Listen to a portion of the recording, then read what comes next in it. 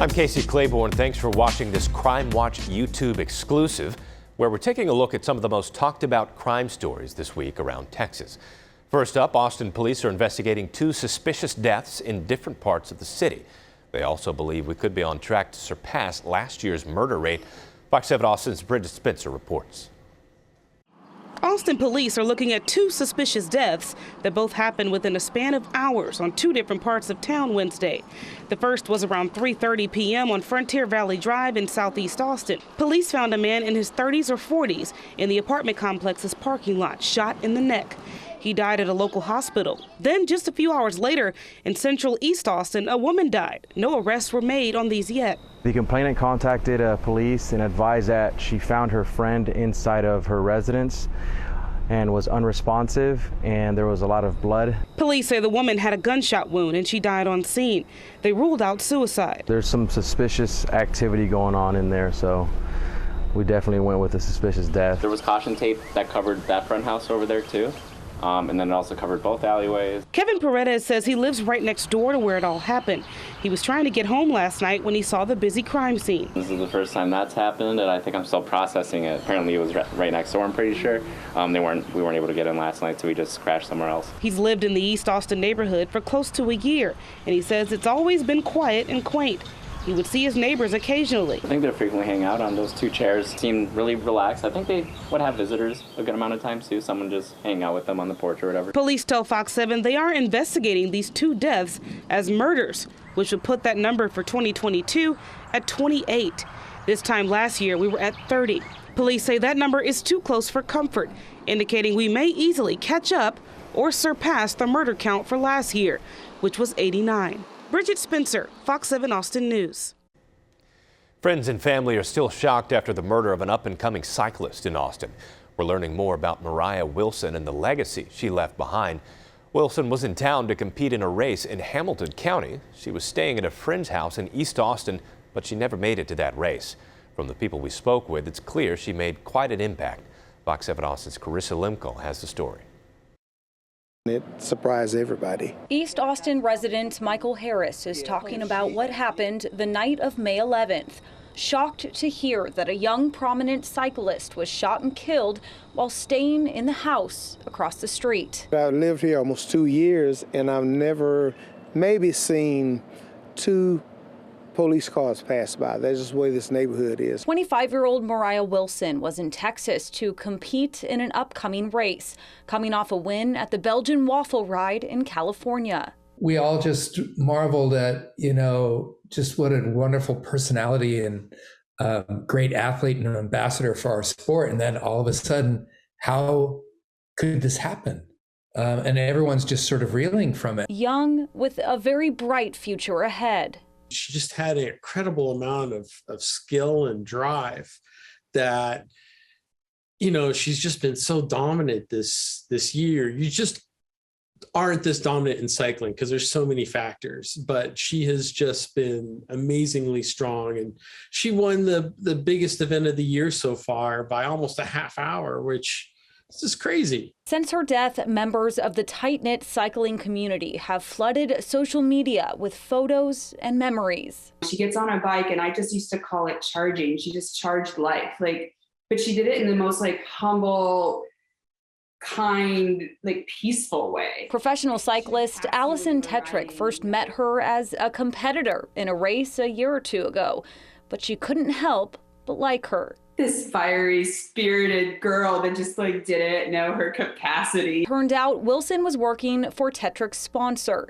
They became fast friends despite a 10-year age gap, with a shared love of cycling. I don't know anyone that would not like her.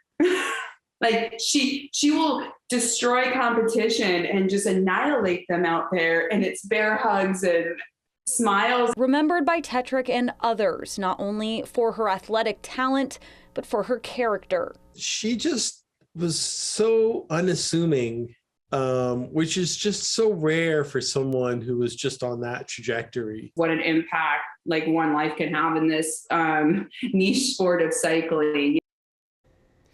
APD says they do have a person of interest. It's not clear if that person is in custody. Now we head to Kyle, where police have arrested a man accused of slashing dozens of tires in several neighborhoods. The neighborhoods were hit twice in less than 24 hours. But thanks to calls from neighbors, shared security camera video, and quick responses from police, the person that appears to be responsible is in custody. Like 5 a.m. I get woken up by the cops at my door. I looked at my window and I saw the cop car and I was like, holy shoot, it's a cop car. A surprise awakening early Monday morning, followed by an unpleasant discovery. I asked him what was going on and he said there was a guy going around the neighborhood and just slashing tires, and I was like, wow. I was in kind of shock. Straight little knife wound right in the tire. Tiffany Leby's car was one of dozens targeted in this East Kyle neighborhood. We're close to 50 reports at this time. Late Monday night, police arrested the man they say is responsible. He had come back for round 2, less than 24 hours after the initial slashings early Monday morning. We're just thankful to the citizens that were very alert. They called both evenings. Turns out he lives in the neighborhood, but a motive is unclear. It appeared random in nature. There wasn't really a system or a pattern. They would skip houses. Some got lucky, others having to juggle Tuesday. Everybody in the neighborhood's changing their tires, trying to work together to get kids to school. My boyfriend had to go to work, so we had to swap cars. Kind of just frustrating, it's unnecessary, it's out-of-pocket costs. That was Carissa Limcolt reporting. In Jarrell, some homeowners recently confronted a person who broke into their car, and the whole exchange was caught on security cameras. They were able to scare off the suspect before anything was stolen. Fox 7 Austin's Steven Sarabia has that story. The Texas Department of Public Safety recommends the best ways to avoid these types of thefts is to make sure your car is locked when you leave. And another thing they recommend is to take out any valuables left inside. And they're also recommending people have some type of security system at their home, so that way if a suspect is trying to get into their cars, they can capture them on video. Jarrell homeowners are tributing their security system for alerting them to a break-in. Their cameras capture a person getting into one of their cars parked in the driveway. It was definitely unsettling and feel a little violated. The family, who wanted to remain anonymous, says they were getting ready for bed Tuesday evening when they got a security alert. We were just, kind of watching TV, and I got an alert on my phone saying that someone was in our driveway. The cameras capture a person walk up to one of their cars, try to open it before moving on to the next one. For this car, they were able to get inside and search around for a bit. The owners then go outside and confront the person. Hey, what are you doing, man? This person then runs away. Police responded shortly after. In the end, nothing was stolen.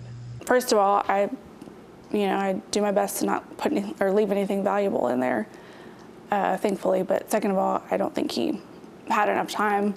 He had my glove compartment open and some stuff moved around, but from what I could tell, he didn't manage to take anything. The family checked their security footage, where they found what appears to be the same person walking through the neighborhood not once but twice earlier in the evening. They say they can't recommend the importance of having security cameras. Even in small towns, it happens everywhere. It gives you an overall sense of security and comfort, and it's definitely helpful because, we would have never known what was going on had we not had it. DPS also recommends that you start a routine where you regularly lock your vehicles and house. They recommend this about 9 p.m. That way you know for sure that your vehicles are locked. Now, if you have any information on this case, you are urged to contact police. In Jarrell, Steven Sarabia, Fox 7 Austin News. Finally, in Dallas, police say an arrest has been made in connection to the shooting at a hair salon in Koreatown that injured 3 women. They say the suspect had a, quote, delusional fear of Asians. Detectives also believe this shooting could be connected to 2 other shootings at Asian-run businesses in Dallas. Fox's Alex Boyer has the latest on the incident, which the FBI says it's investigating as a potential hate crime. Today, I'm relieved to say that we have made an arrest. 37-year-old Jeremy Smith is the man Dallas police say entered the Hair World salon in Northwest Dallas last Wednesday and shot 3 Korean women unprovoked. The suspect shot approximately 13 times, injuring 3 people inside, then ran back to his car and sped off westbound on Royal Lane. One employee was shot in the back, another was shot in the foot, the other in her arm. two attended a public safety town hall meeting Monday night, hours before Smith's arrest was announced. An arrest affidavit says a witness saw the gunman get into a maroon minivan and flee the scene. Images of both were captured on grainy surveillance video. The witness also got a partial license plate, which led detectives to the van and to Smith, who was then put under surveillance for 3 days prior to his arrest. We believe the shooting was intentional. Yes, absolutely. On Monday, Smith was taken in for outstanding traffic warrants and questioned. The arrest warrant states Smith admitted to being in the area of the salon at the time of the shooting, reportedly looking for a business that could repair a panel of broken glass for a garage door. Smith's girlfriend was also questioned. According to the report, she told detectives Smith was in a car crash with an Asian man nearly 2 years ago, and ever since then has nearly gone into panic attacks when he's around Asians. The girlfriend told police Smith had delusions that an Asian mob was out to get him and was admitted to several mental health facilities. He was fired from his job for an altercation with an Asian boss. Chief Garcia believes the shootings were racially motivated. Well, right now it's an issue of hate. It's an issue to hate crime. However that manifests itself, I'm not here to say that. Meanwhile, back in Koreatown, the salon remains closed. DPD officers on bike patrol meeting with business owners in hopes of calming fears of another attack. Most importantly, continue the dialogue with our community. This is not something that's going to go away.